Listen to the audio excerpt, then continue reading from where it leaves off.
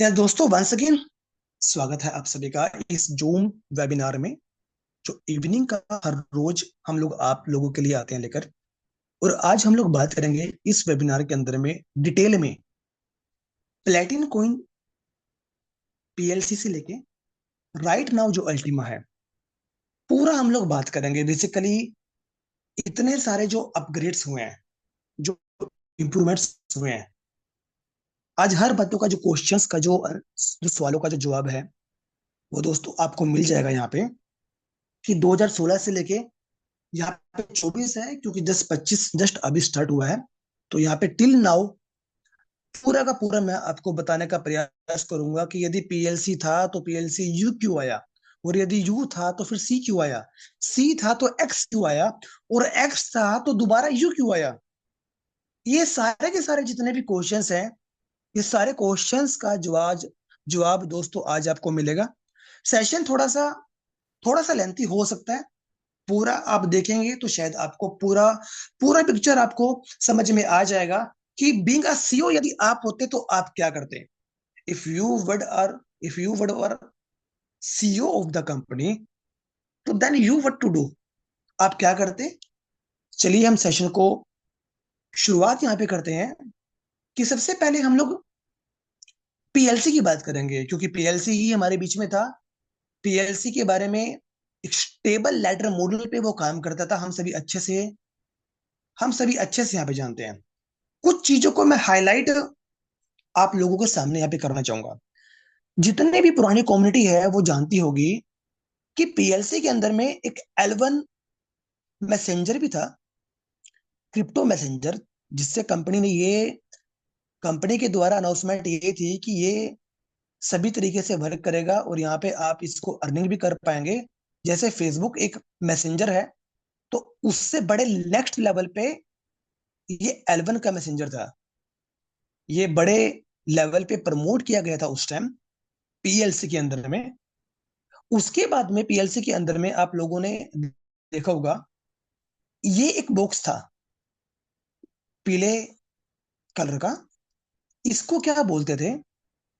इसको बोलते थे सिक्योर बॉक्स। इसको दोस्तों सिक्योर बॉक्स बोलते थे। ये क्या करता था? सालाना आपको 10% पीएलसी देता था। सालाना सालाना 10% ही देता था। बहुत सारे ऐसे पार्टनर्स हैं जिनके पास में आज भी ये होगा, बट लोगों के इसके बारे में आज भी कुछ मिथ हैं। बट हम एंड में इसके बारे में बात करेंगे, अभी बात नहीं करेंगे। फिर क्या हुआ? फिर हमारे बीच में पीएलसी अल्टीम आया। ये तीसरा हमारे बीच में पीएलसी अल्टीम आया। देन अल्टीमा के बाद में क्या आया? PLC UC. भाई जब पीएलसी यू था तो पीएलसी यू का फिर सी क्यू बनाया। बिल्कुल, ये बात भी सही है। और देन हमारे पास में फिर एक्स आया। ये सारी चीजें हमने, पूरी की पूरी जो कम्युनिटी है उसने ऐसा देखा कि यस, स्टेप बाय स्टेप ये चीजें आती चली गई। ऐसा क्यों हुआ? चलिए एक एक करके बात करेंगे। पीएलसी की यदि मैं आपके सामने बात करूं, पीएलसी का जो हेड ऑफिस है वो स्विट्जरलैंड के अंदर में है।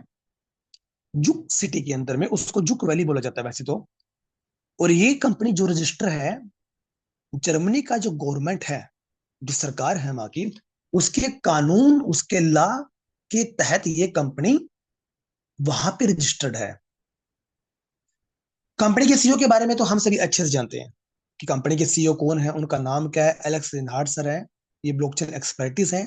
दुनिया के टॉप 10 क्रिप्टो प्रोमिनेंट एक्सपर्ट में से आज ये टॉप 5 के अंदर में आ चुके हैं। इनका बुक भी है, if you are number 1, many languages के अंदर में। सर की बात करें, ये टॉप 100 दुबई एमिरेट्स के अंदर में आ चुके हैं। और 2023 के अंदर में इनको middle east CEO of the year का अवार्ड भी मिला। ये सारी की सारी बातें दोस्तों मैं नहीं कह रहा हूं, ये कह रही है दुनिया की बड़ी बड़ी मैगजीन्स, जो आप स्लाइड के ऊपर में देख सकते हैं। अब यहाँ पे पीएलसी की यदि बात करें, अब ये थोड़ा सा टेक्निकल मैं नहीं कहता इसको, थोड़ा सा बट समझने की चीज है। पीएलसी की जो सप्लाई थी वो कितनी थी? वो 600 मिलियन की सप्लाई थी। अब ये आपके यहाँ पे काम का मटेरियल्स है। पीएलसी की सप्लाई कितनी थी? 600 मिलियन का मतलब है 60 करोड़। भी 60 करोड़ की इसकी सप्लाई थी।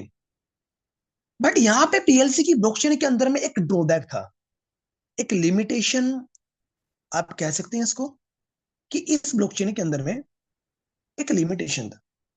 वो लिमिटेशन ये था कि जो पीएलसी की जो ब्लॉकचेन थी ना, अदर डेवलपर्स के लिए, जो बाहर के जो डेवलपर्स होते हैं ना, जो आपकी ब्लॉकचेन का यूज करके नए टोकन्स को या कॉइन्स को क्रिएट कर सकते हैं ना, समथिंग लाइक दैट, या कुछ डी एप्स को क्रिएट करना, तो ये फंक्शनैलिटी इस ब्लॉकचेन के अंदर में नहीं थी।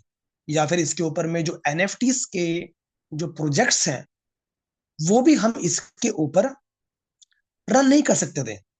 ऐसा इसलिए था क्योंकि ये जो ब्लॉकचेन था, ये लाइट कॉइन की ब्लॉकचेन से फोर्क हुआ था।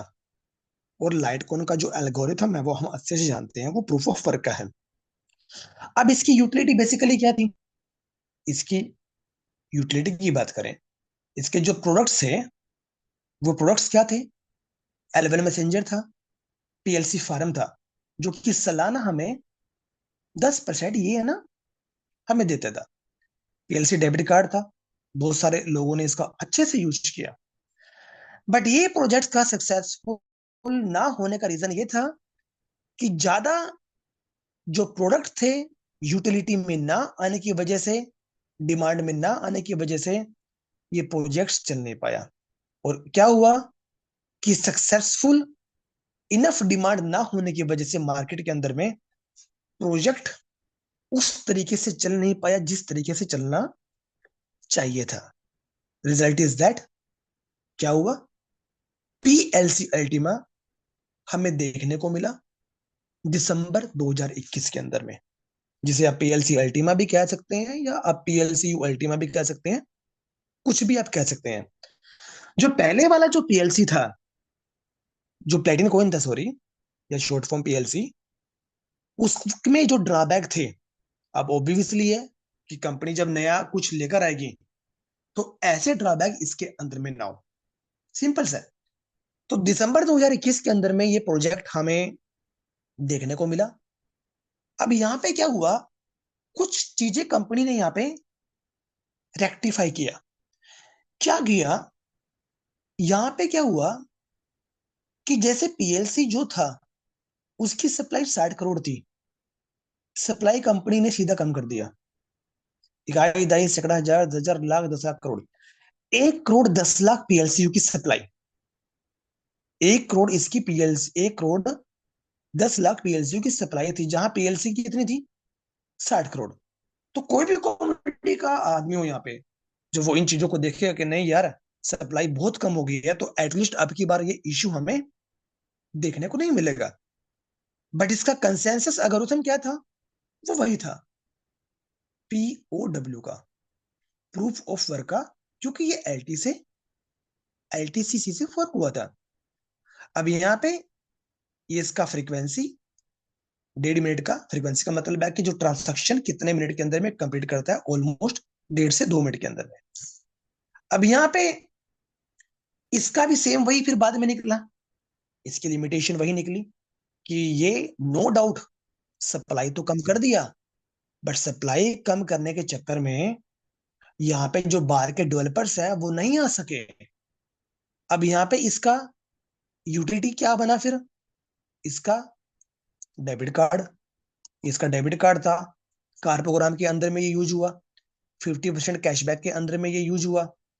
अब टोटल सप्लाई कितना था? 1 करोड़ 10 लाख। बट यहाँ पे क्या हुआ कि 60% फार्मिंग था पर मंथ। मतलब फार्मिंग का मतलब ये था कि यदि आपने फार्म है आपका, ये फार्म है, इस फार्म के अंदर में आपने एक कॉइन डाला, तो ये एक कॉइन आपका इंटू 60%, मतलब 0.6 अल्टीमा कॉइन आपको बना के देगा पर मंथ में। ये था इसका। तो 720% का सालाना ग्रोथ, भाई मार्केट में कहीं भी नहीं है, कहीं भी नहीं है। मतलब जिनका एक कॉइन, जिन लोगों ने फार्मिंग में रखा, उन लोगों ने 7.2 कॉइन तो फार्मिंग से बना लिया, 7.2 प्लस एक, 8.2 कॉइन्स उनका बना। मतलब क्या हुआ, ओवर प्रोडक्शन कोइन की ज्यादा हुई। नो डाउट लोगों ने स्टार्टिंग फेज के अंदर में जो बेनिफिट यहाँ पे उठाया वो हम सभी अच्छे से जानते हैं। किस लेवल पे लोगों ने यहाँ पे बेनिफिट उठाया वो हम सभी अच्छे से जानते हैं।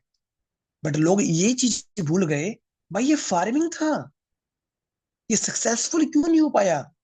फार्मिंग के माध्यम से ओवर सप्लाई मार्केट के अंदर में ज्यादा आ गई, बहुत ज्यादा ओवर सप्लाई मार्केट के अंदर में ज्यादा आ गई, और यूटिलिटी जिस तरीके से कोइन की होनी चाहिए थी वो उस तरीके से काम नहीं कर पाई। तो रिजल्ट क्या हुआ कि कोइन पर्टिकुलर टाइम तक तो ऊपर गया, जितना भी उसने उसको जाना था, 10,000, 20,000, 50,000, 1 लाख या उससे ऊपर, उसके ऊपर गया। बट रिजल्ट इज दैट बाद में एक करेक्शन हमें देखने को मिलेगा। बट उसमें भी प्रॉब्लम आई, क्योंकि लोगों को लैक ऑफ नॉलेज था उस टाइम क्रिप्टो करेंसी के बारे में। क्योंकि हमें ये नहीं बताया गया कि यदि करेक्शन के अंदर में आ रहा है और यदि पूरी की पूरी कम्युनिटी सिर्फ सही गाइडलाइंस को फॉलो करती तो वो फिर से रिकवर कर लेता। बट किसी ने ऐसा ना पता था, ना गाइडलाइंस थी। रिजल्ट इज दैट कि पैनिक सेलिंग वहां पे हुई और वो कॉइन क्रैश होता होता खत्म हो गया। ये पहला रीजन। दूसरा रीजन ये भी है, आप लोगों ने देखा होगा कि जब कॉइन करेक्शन के अंदर में आ रहा था, जून से ये प्रॉब्लम आना शुरू हो गई थी, जून 2022 से, कि लोगों के वॉलेट हैक होना चालू हो गए थे। तो लोगों ने, जब लोगों के फंड से चोरी होने लगा, लोगों के वॉलेट से फंड चोरी होने लगा, तो लोग और ज्यादा पैनिक हो गए, क्योंकि लोग बेच भी नहीं पा रहे थे। पता चला कि चोरी करने वाला, उनका पे आउट आने वाला है, पे आउट आया और चोरी कर लिया। ऐसा बहुत हुआ। तो कंपनी ने इस प्रॉब्लम को सॉल्व करने के लिए, कम्युनिटी के लिए ही, क्योंकि कंपनी के लिए कम्युनिटी पहले है, वो काम किया, उसके ऊपर में वर्क किया, और उस वर्क के अंदर में 3 से 4 महीने लग गए। रिजल्ट क्या होगा, इन 3-4 महीनों में कोइन और ज्यादा डाउन हो गया। जबकि कंपनी ने काम किसके लिए किया, कम्युनिटी के लिए किया।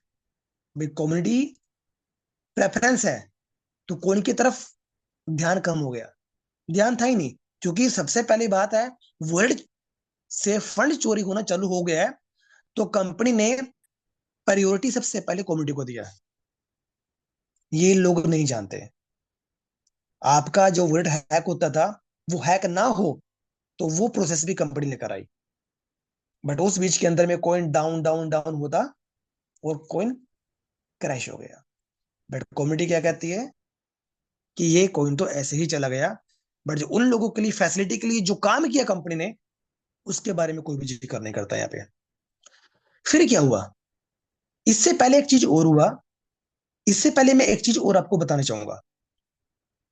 क्या हुआ, कंपनी ने उस दौरान जो पीएलसी था, जब कंपनी ने वर्क किया, जो पीएलसी यू था, उसका फिर नाम चेंज कर दिया, पीएलसी यूसी कर दिया। अब यहाँ पे कम्युनिटी थोड़ा सा और पैनिक हो गई।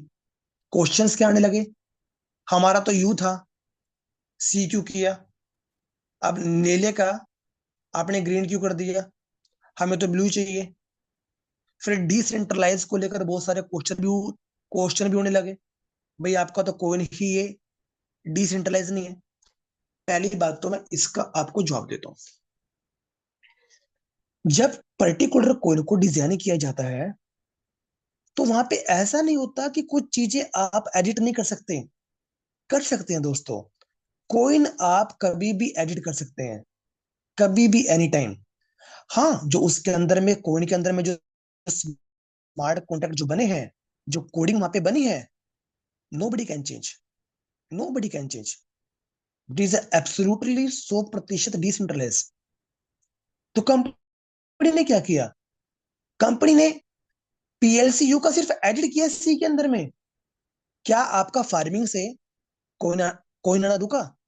यदि कोई भी एक आदमी ये बात कह देगा कि सर मेरा फार्मिंग से कोई आना रुका, ये सिस्टम सेंट्रलाइज है, इसे बोलते हैं सेंट्रलाइज। यदि आपकी फार्मिंग ही बंद हो गई है, आपका स्मार्ट कॉन्ट्रैक्ट ही ब्रेक हो गया, दैट इज ए सेंट्रलाइज। लेकिन नहीं हुआ ना, पीएलसीयू का सी तो कर दिया, बट कोइन हमारे कॉन्टिन्यूसली हमारे वर्ल्ड के अंदर में आ रहे थे। ये चीजें एक्चुअल में थी, बट हमने नहीं समझी, हमने इन चीजों को नहीं समझा। ये चीजें दोस्तों एक्चुअल में थी। और फिर ऊपर से कंपनी के जो जो डेवलपर्स होते हैं, जो टेक्निकल टीम होती है, वो प्रोजेक्ट पे काम नहीं करती, वो एक साल एडवांस में काम करती है। एक साल एडवांस में। कंपनी को पहले ही पता था कि अब ये स्टार्ट हो चुका है, कम्युनिटी पैनिक सेलिंग कर रही है, अब ये खत्म होगा। कंपनी ने इसका नाम क्लासिक इसलिए किया ताकि लोगों के माइंड में क्लासिक जाए, पीएलसीयू ना जाए। क्योंकि अल्टीमा को वो बाद के अंदर में रीब्रांड करने वाले थे, रीब्रांड करने वाले थे वो अल्टीमा को। इसलिए ब्रांड के साथ में कंपनी ने कोई भी छेड़खानी नहीं करी, कोई भी छेड़खानी नहीं करी। आज भी मार्केट के अंदर में क्या है, अल्टीमा ही तो है। क्लासिक की हम बात करते हैं, हम नहीं करते ना, अल्टीमा की बात करते हैं, क्योंकि अल्टीमा पहले से ही ब्रांड बन चुका था दोस्तों। इसलिए कंपनी ने ये सारी चीजें करी, उसको क्लासिक किया और अल्टीमा को एज ए रीब्रांड दोबारा किया। मैंने 3 दिन पहले आपको बीएनबी की ब्लॉकचेन के बारे में बताया, उसके नेटवर्क के बारे में बताया कि कैसे उन्होंने बीएससी से रीब्रांड किया, बीएनबी स्मार्ट ब्लॉकचेन किया। पहले क्या था, बीएससी स्मार्ट चेन था, फिर बीएनबी स्मार्ट चेन आया, रीब्रांड किया। तो सेम यहां पे हुआ, रीब्रांड हुआ अल्टीमा। तो ये चीजें बहुत कम हमारे पार्टनर्स को पता है। फिर क्या हुआ, जब ये सारी चीजें हुई, फिर पीएलसीयू एक्स आया। पीएलसीयू एक्स आया, नई रणनीतियों के बीच में पीएलसीयू एक्स आया। अब पता चला कि जब पीएलसीयू एक्स हमारे बीच के अंदर में आया, तो ये भी ऑब्वियसली है, एलटीसी से ही फोर्ट था, बिल्कुल था। अब यहाँ पे इनिशियली जो सप्लाई थी पीएलसीयू की, वो 1 लाख थी। इनिशियल प्रीमाइन कह सकते हैं आप, ये सप्लाई 1 लाख थी। बट इसकी जो मैक्स सप्लाई थी पीएलसीयू एक्स की, वो 10 लाख थी। 10 लाख इसकी दोस्तों मैक्स सप्लाई थी, प्रीमाइन था और ये मैक्स सप्लाई था। अब यहाँ पे क्या हमने देखा कि ये जो कॉइन है वो $1 लाख से ही सेल होता है। देखो कंपनी ने क्या स्टेप लिया, कंपनी बार बार कम्युनिटी के फंड को रिकवर करने के लिए ये सारी चीजें कर रही थी। भाई कल को बहुत सारी कम्युनिटी ऐसी भी आई जो पैनिक हुई, वो पीएलसी एक्स के अंदर में कुछ हद तक अपने फंड को रिकवर कर सके। तो लोग वहां पे आए और लोगों ने $1 लाख पे भी सेल किया। बट वहां पे भी क्या हुआ, इनफ डिमांड ना होने की वजह से बात नहीं बन पाई। बट इसका एल्गोरिथम भी क्या था, प्रूफ ऑफ वर्क था। अब लिमिटेशन यहाँ पे क्या आई इसकी एक्स की भी, बिल्कुल यही आई कि यहाँ पे आउटसाइडर्स जो डेवलपर्स है, बार बार एक ही लिमिटेशन आ रहा था। कंपनी की जो टेक्निकल टीम थी, डेवलपर्स था, उन्होंने देखा कि बार बार एलटीसी की ब्लॉकचेन से हम सारे काम कर रहे हैं, बट लिमिटेशन बार बार वही आ रहा है, अलग अलग लिमिटेशन नहीं था, वो नहीं था। इसका यूज किस सिर्फ वहां पे कर सकते थे, कार प्रोग्राम में कर सकते थे, या फिर 50% कैशबैक में कर सकते थे, या फिर डेबिट कार्ड, इन्हीं चीजों में। बट जो लिमिटेशन था वो घूम फिर के एक दो जा रहा था, जो उन्होंने उस टाइम अंडरस्टैंड किया। प्रोजेक्ट अनसक्सेसफुल हुआ, अनसक्सेसफुल तो नहीं कह सकते, अच्छा बिजनेस हुआ, लोगों ने प्रॉफिट्स भी बुक किया $1 लाख के प्राइस पे। बट वो इनफ डिमांड जो बोलते हैं, भाई हमारे पास में इनफ डिमांड नहीं था उसका, उसका यूटिलिटी प्रॉपर नहीं था। तो अब कंपनी ने फिर हार्डली एक डिसीजन लिया, जो कि कंपनी के सीईओ ने बड़े इमोशंस हो गए थे जब उन्होंने ये बहुत बड़ा डिसीजन लिया कि हम लोगों ने बहुत एक्सपेरिमेंट किए, बार बार, बट लिमिटेशन घूम फिर के एक दो ही आ रहा था, और वो बार बार लिमिटेशन था। तो वो करने के बाद में उन्होंने सबसे बड़ा डिसीजन लिया कि अब पूरे ब्लॉकचेन को ही बदल देंगे। पहले ब्लॉकचेन नहीं बदली थी। पहले क्या था, वो सप्लाई सप्लाई कम होता जा रहा था। अब क्या हुआ कि कंपनी के सीईओ ने, ये एक हार्डली डिसीजन था, क्योंकि ब्लॉकचेन का पूरा इकोसिस्टम बदलने का मतलब है पूरा नेटवर्क एमएलएम प्लान को चेंज करना। रिजल्ट क्या हुआ, बहुत सारे जो लीडर्स थे इसके खिलाफ हुए, खड़े हुए, हम इस कंपनी में काम नहीं करेंगे, हम ये कर देंगे, हम वो कर देंगे। क्योंकि ब्लैक डायमंड थे जा, जो प्लेटिन डायमंड था, डबल प्लेटिन डायमंड था, ट्रिपल प्लेटिन डायमंड था, अब उनको जरूर से काम करना पड़ेगा। ये इतना बड़ा हार्डली डिसीजन था कंपनी के सीईओ के द्वारा, क्योंकि उनको पता था कि बहुत सारी कम्युनिटी बहुत सारी बातें बोलेगी, बट उनके लिए ये करना जरूरी था। क्योंकि बीइंग अ सीईओ वो बार बार ट्राई कर रहे थे, बट उनको जो चाहिए था वो अब यहाँ पे पॉसिबल हुआ। क्योंकि उन्होंने जब देखा कि इथेरियम और ट्रोन की ब्लॉकचेन क्या है, बीएनबी की ब्लॉकचेन क्या है, तब इन्वेंट हुआ स्मार्ट ब्लॉकचेन का। बट ये डिसीजन उनके लिए भी और कम्युनिटी के लिए भी बहुत ज्यादा मुश्किल था। एक बाप होता है, अपने बच्चे का पालन पोषण करता है, बट वो कभी नहीं चाहता कि मैं अपने बच्चे को अपनी आंखों से दूर भेजूं। उसको कहां पे भेजूं, हॉस्टल में, गुरुकुल के अंदर में भेजूं, जहां पे सुबह 4 बजे उठना होता है। बट नहीं, बच्चा रोता है, बाप का दिल भी रोता है, बट उसके भविष्य के लिए उसको वो काम करना पड़ता है, क्योंकि उसके लिए उसका भविष्य इंपॉर्टेंट है। सेम चीज यहाँ पे हुआ कि कंपनी के सीईओ ने ये हार्डली डिसीजन लिया।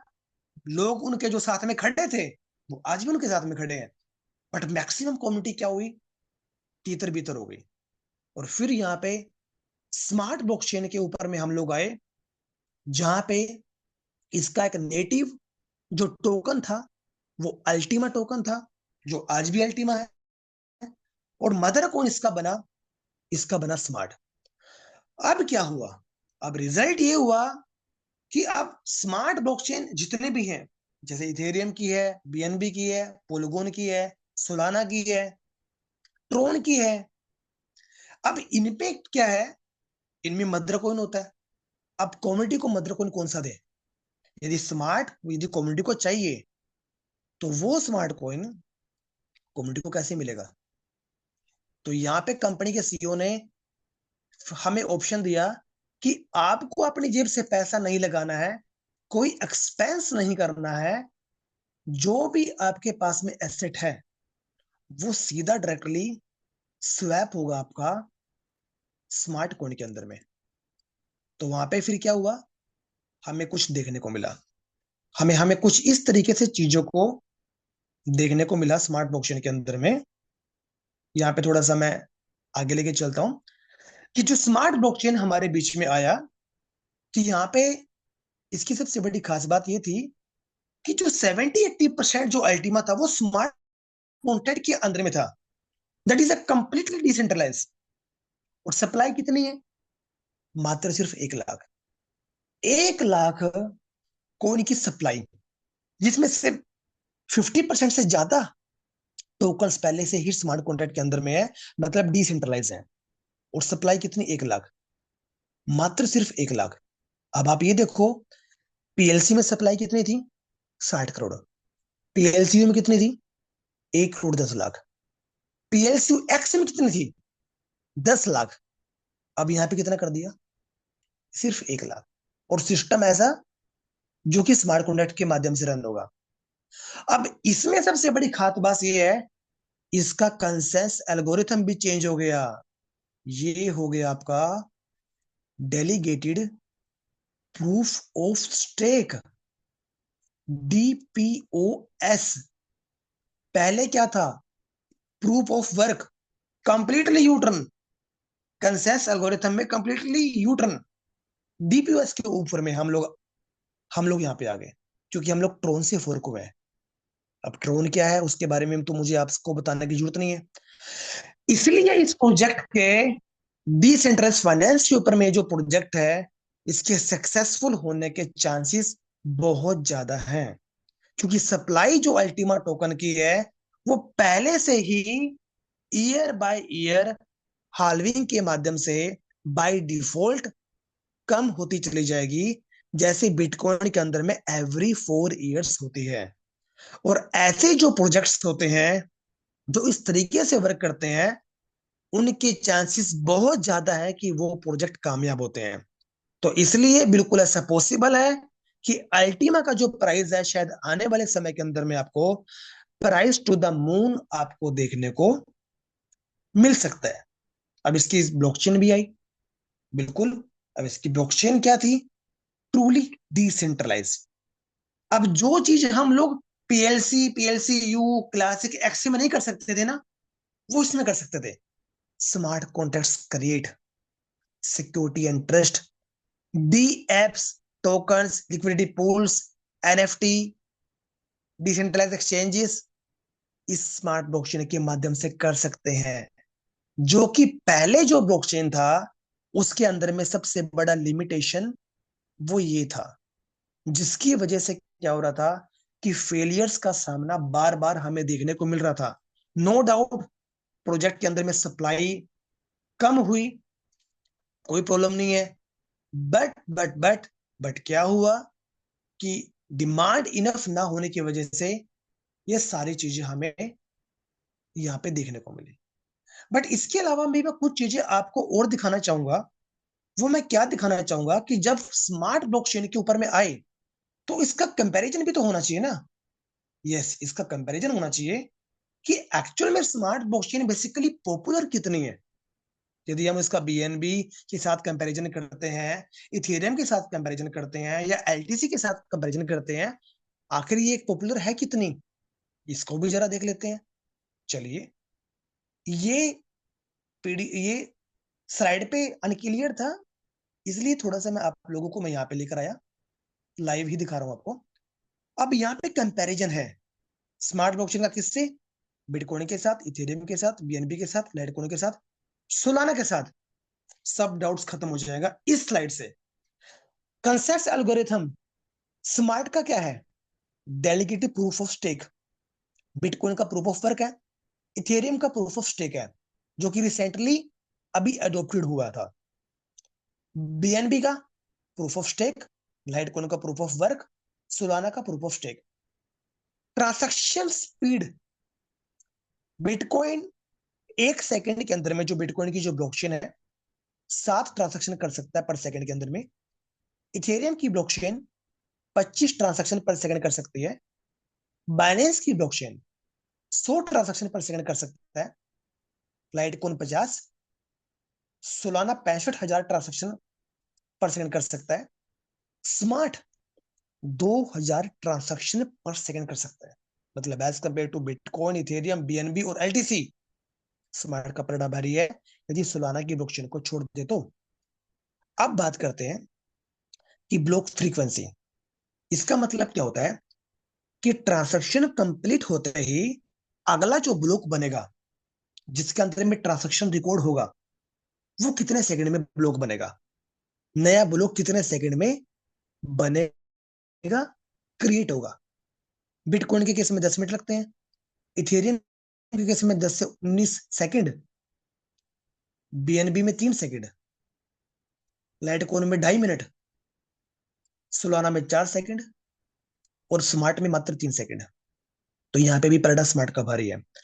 नेटवर्क फी बिटकॉइन की लगभग 1.5 डॉलर के आसपास, इथेरियम में $1.09, बीएनबी चेन में $0.20, लाइटकॉइन में $0.03, सोलाना में माइनर है, और माइन और स्मार्ट में तो कुछ भी नहीं है, नेग्लिजिबल है। बर्निंग का जो मैकेनिज्म है, बिटकॉइन के अंदर में नहीं है, इथेरियम में नहीं है, बीएनबी में यस है, लाइटकॉइन में नहीं है, सोलाना में नहीं है, जबकि स्मार्ट के अंदर में बीएनबी बर्निंग का मैकेनिज्म है। और बर्निंग और स्मार्ट का मैं बहुत बार आपको दिखा चुका हूं। ये जितना भी ये हमने लाइव देखा, इसमें एक चीज समझ में आई है कि स्मार्ट का पलड़ा बाकी के अदर ब्लॉकचेन से बहुत ज्यादा भारी है। यदि सिर्फ सोलाना का ये वाला पोर्शन छोड़ दें तो बाकी सभी के अंदर में इसका पलड़ा भारी है। इसीलिए यहाँ पे एक हार्डली डिसीजन लिया गया कि स्मार्ट ब्लॉकचेन ही क्यों। इसलिए दोस्तों ये डिसीजन लिया गया कि स्मार्ट ब्लॉकचेन के ऊपर में यहाँ पे शिफ्ट हुए। अब यहाँ पे भी क्या हुआ, यहाँ पे भी क्या हुआ कि जब स्मार्ट ब्लॉकचेन को स्पीडिंग की टेक्नोलॉजी के माध्यम से चालू किया गया, तो यहाँ पे भी कुछ चीजें हमें नोटिस करने को मिली। नोटिस करने को ये मिला कि कंपनी के सीईओ ये चाहते थे, कंपनी के सीईओ बेसिकली ये चाहते थे कि एक ऐसा प्लेटफॉर्म डिजाइन किया जाए जो कि ऑटोमेटिकली डिमांड और सप्लाई को क्रिएट करे, और वहां पे एवरीडे लोग लाइफ टाइम रिवॉर्ड यहाँ पे लेते रहे। बट स्मार्ट ब्लॉकचेन के अंदर में क्या था कि स्मार्ट ब्लॉकचेन के अंदर में कुछ पूल्स, मैक्सिमम मैक्सिमम पूल्स ऐसे थे जिनको लाइफ टाइम नहीं किया जा सकता था। फिर कंपनी ने एक चीज नोटिस किया कि जैसे जैसे अल्टीमा बढ़ता है वैसे वैसे स्मार्ट बढ़ता है।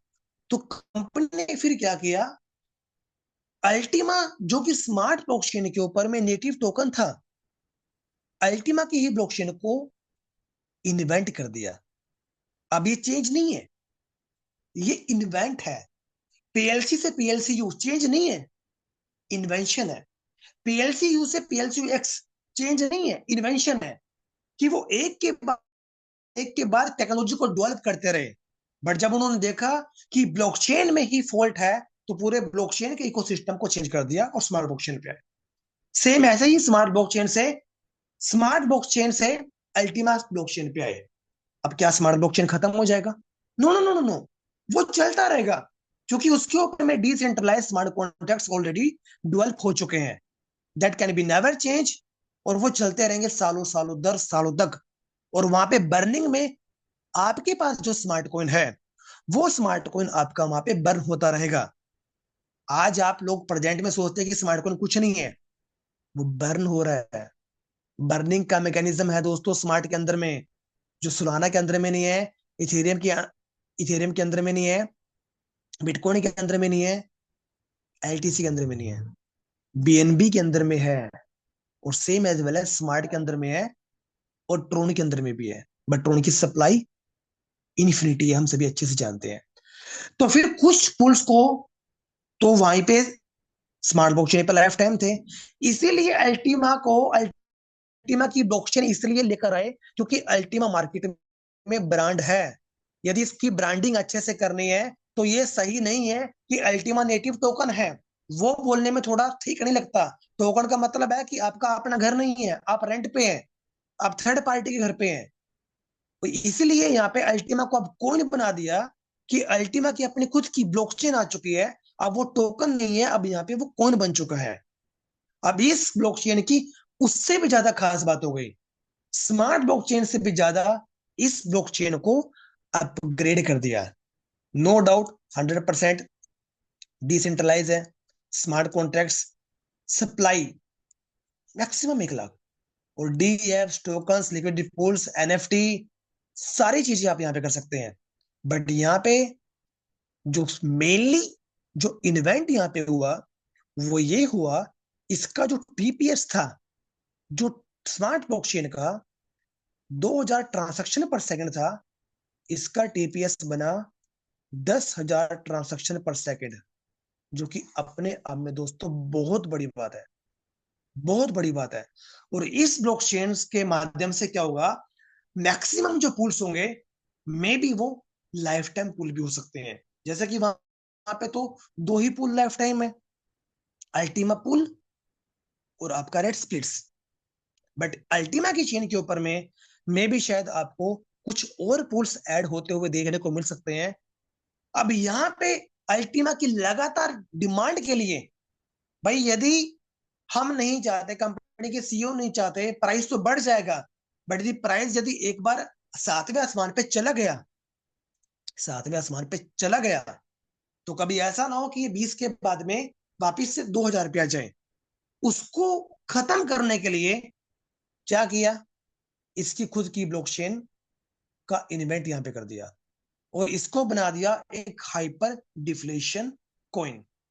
जैसे जैसे सप्लाई यहाँ पे बढ़ेगा, कम्युनिटी यहाँ पे बढ़ेगा, तो सप्लाई कॉइन का वैसे वैसे डिक्रीज होता हुआ चला जाएगा। और ये चार मेथड यहाँ पे इसके अंदर में आ चुके हैं।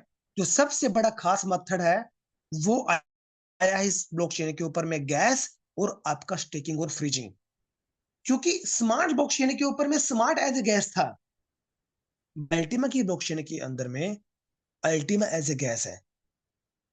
आप लोगों को नहीं पता, इवन आप इवन आप स्मार्ट ब्लॉकचेन के अंदर में कोई भी आप ट्रांजैक्शन करते हैं तो 5% का अल्टीमा अभी भी आपको पे करना पड़ रहा है, यदि आप करते हैं तो अभी भी स्टिल पूरे चालू है। और 1% क्या जा रहा है आपका, बर्निंग में स्मार्ट कॉइन जा रहा है।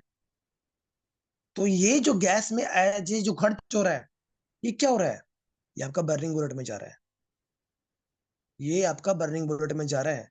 ऊपर से स्टेकिंग और फ्रीजिंग, इससे क्या होगा भाई, इससे ये होगा कि फ्रीजिंग और स्टेकिंग के आ जाने से अल्टीमा की लगातार डिमांड यहाँ पे बढ़ती रहेगी, डिमांड लगातार यहाँ पे बढ़ती रहेगी। ऐसे कभी हमें ड्रॉप डाउन अल्टीमा के अंदर में शायद बड़े लेवल पे कभी भी देखने को ना मिले। और ऊपर से एवरी ईयर जो हार्विंग हो रही है, ये क्या हो रहा है, ये लगातार ईयर बाय ईयर रिडक्शन हो रहा है, reduction in the supply of Ultima coin. ये लगातार क्या हो रहा है, सप्लाई कम कम कम होती जा रही है। ये एडिशनल डिमांड क्रिएट कर देगा, किसकी करेगा, अल्टीमा कॉइन की। यदि अल्टीमा कॉइन ऊपर जाएगा तो स्मार्ट ऊपर जाएगा। तो इन दोनों का आपस में डायरेक्टली प्रोपोर्शनल का रिश्ता है, क्योंकि कंपनी ने ऐसा देखा है, तभी तो अल्टीमा की ब्लॉकचेन का यहाँ पे इन्वेंशन हुआ है। और अभी हमने किसी भी प्रोडक्ट की बात नहीं कर रही है, सिर्फ हमने वो बात करी है जो लॉजिकली है यहाँ पे, और जिस तरीके से ये बढ़ता जा रहा है। अभी ना कॉमेडी की बात हो रही है, ना बैटल ब्लूस की कॉमेडी की बात हो रही है, ना किसी कार प्रोग्राम की बात हो रही है, ना एसआर की बात हो रही है, किसी भी ऑक्शन प्लेटफॉर्म की बात नहीं हो रही है, किसी भी फ्रीजिंग प्लेटफॉर्म की बात नहीं हो रही है। ये एडिशनल है। जब ये सारी चीजें बिल्कुल करंट के अंदर में आ जाएगा, क्या लगता है आपको, ये जो बुल रन जो आप देख रहे हैं, क्यों, रिजल्ट आपके सामने है। एलेक्स कंपनी के सीईओ के वेबिनार को यदि आप अच्छे से सुनते हैं, वो बहुत टाइम से एक ही बात कहते थे, प्राइस का बढ़ना कोई बड़ी बात नहीं है, हम चाहते हैं कि ऑर्गेनिक तरीके से प्राइस बढ़े, और हम एक ऐसा सिस्टम क्रिएट करें कि कल को बड़ा करेक्शन आपको देखने को ना मिले। जब प्राइस $2000 पे था तो बहुत सारे लोगों ने बहुत सारी बातें बोली, और बीइंग अ सीईओ वो सारी बातों को सुनते भी हैं। क्या उनको पेन नहीं हो रहा था, लेकिन वो लोगों को बोल रहे थे बाय करो बाय करो बाय करो। क्यों, क्योंकि उनको पता था कि अभी मैं क्या करने वाला हूं, क्या कॉमेडी को मैं देने वाला हूं। बट कॉमेडी तो उनकी बात ही नहीं मानी। अब कॉमेडी अपना ये है, ये वो है, ये कर दिया वो कर दिया, बट लोगों ने समझा नहीं। और जिन्होंने समझा उन्होंने मैसिव प्रॉफिट यहाँ पे बुक किए, 8x 10x 5x। और आज उनके पास में मल्टीपल क्या है, आज उनके पास में मल्टीपल दोस्तों, मल्टीपल उनके पास में आज अल्टीमास है। ये सबसे बड़ी बात है। और यदि कल को, और यहाँ पे यदि कल को बैटल बुल्स की कम्युनिटी भी यहाँ पे यदि आ जाती है, शायद आप लोग अच्छे से जानते होंगे कि 12 millions user already battle bulls के पहले वर्जन ने क्रिएट कर दिए हैं। और अगला वर्जन इसका अपकमिंग हमें बहुत जल्दी देखने को मिल सकता है, और वो अलग से 5-10 मिलियन की कम्युनिटी को क्रिएट करेगा। तो 15 से 20-25 million community step by step Ultima के अंदर में इन होना, और वो पर्टिकुलर कोने के अंदर में इन होना जो कि गैस कॉइन है, फ्रीजिंग बेस कॉइन है, हाइपर डिफ्लेशन कॉइन है। जहां पे 50 अल्टीमा टोकन अब पर डे आ रहा था एक पुल से, राइट नाउ एक पुल से 2.5 अल्टीमा टोकन आ रहा है। हमने तब भी इसकी वैल्यू नहीं समझी, और आज भी इसकी वैल्यू नहीं समझ रहे हैं, क्योंकि आज हमारे पास में बेचने के लिए कोई नहीं है, आज हमारे पास में नहीं है, सबकी जेब खाली है। जेब क्यों खाली है, जेब खाली इसलिए है क्योंकि हम पुरानी भावनाओं में जी रहे थे, हम भूतकाल में जी रहे थे।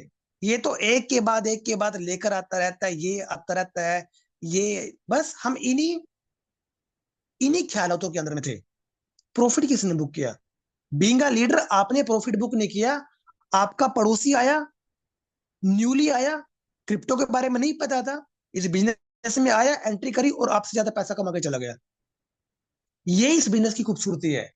जब हम अपना ज्यादा माइंड दिमाग यहाँ पे लगा देते हैं, तो हमें इस बिजनेस के अंदर में कमियां नजर आती है, कमियां नजर आती है। साथियों, जब तक अपना दुखड़ा पास्ट का रोते रहोगे, क्या पता कल आपके सामने वो दिन आके खड़ा हो जाए कि जिसके लिए आपको कई सालों से इंतजार था, बट सॉरी टू से माय फ्रेंड्स, वो स्टेप आप नहीं ले सके और वो अपॉर्चुनिटी आपके हाथ से वाइंड अप हो गई। क्यों? क्योंकि हमारी आदतें, हमारी सोच की वजह से हमारा डेली का रूटीन बनता है, डेली की रूटीन से हमारा भविष्य बनता है। जो आदमी ये समझ चुका है कि हमारा फ्यूचर ही हमारी डेली रूटीन की आदतें हैं, और यदि उसको डेवलप नहीं किया, तो अनजाने में दोस्तों बुरी आदत लग जाएगी। तो इसलिए जैसी आदत डालोगे, वैसे ही आपका भविष्य यहाँ पे निर्माण होगा। सोचने के तो पैसे नहीं लगते हैं ना। तो इसलिए यदि अनजाने में बड़ा सोचने की आदत नहीं डाली ना, तो छोटी सोच अपने आप लग जाएगी। तो इसलिए बड़ा काम करने की आदत आपको डालनी पड़ेगी, नहीं छोटा काम करने की आदत बाय डिफॉल्ट है। मैनी मोर एग्जांपल्स हैं आप लोगों को बताने के लिए। आज के सेशंस का मेरा एक ही पर्पस था कि आपको बैक टू बैक पिछले 2016 से लेके राइट नाउ अब तक क्या हो सकता है, क्यों ये कंपनी ने हार्डली डिसीजन लिए, बैक टू बैक ये इन्वेंशन हुए, ये आप लोगों को थोड़ा सा बताना जरूरी था। आप इन चीजों को समझेंगे तो मुझे नहीं लगता कि एक बार यदि आपको समझ में आ गया, तो शायद आप किसी के भी बोलने से भी यहाँ पे रुक पाएंगे। मैं कुछ भी बोलूं, कोई कुछ भी बोले, बट आप बन जाएंगे यहाँ पे अनस्टॉपेबल। क्योंकि ये सारा का सारा जो सेशंस है, मैं भी शायद पहली बार में आपको कुछ समझ में आया या शायद नहीं आया, बट ये सेशन दोस्तों आप लोगों के लिए रिकॉर्डेड है। ये यूट्यूब के ऊपर में आप जाके जितना इसको सुनेंगे कि रीजन क्या थे, क्यों डेवलप किया गया बार बार, और आज अल्टीमा क्या है, आखिर रीब्रांड क्यों हुआ, उसका एग्जांपल भी हमने आप लोगों के बीच में यहाँ पे रख दिया। Thank you so much all of you for being in this webinar. सारी की सारी इंफॉर्मेशन स्टेप बाय स्टेप हमने आप लोगों के बीच में यहाँ पे अच्छे से शेयर कर